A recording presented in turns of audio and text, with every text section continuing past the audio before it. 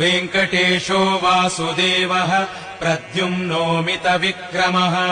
सङ्कर्षणो निरुद्धश्च शेषाद्रिपतिरेव च जनार्दनः पद्मनाभो वेङ्कटाचलवासनः सृष्टिकर्ता जगन्नाथो माधवो भक्तवत्सलः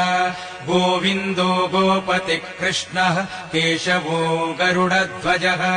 वराहो वामनश्चैव नारायण अधोक्षजः श्रीधरः पुण्डरीकाक्षः सर्वदेवसुतो हरिः श्रीनृसिंहो महासिंहः सूत्राकारः पुरातनः रमानाथो महीभर्ता भूधरः पुरुषोत्तमः चोलपुत्रप्रियः शान्तो ब्रह्मादीनां वरप्रदः श्रीनिधिः सर्वभूतानां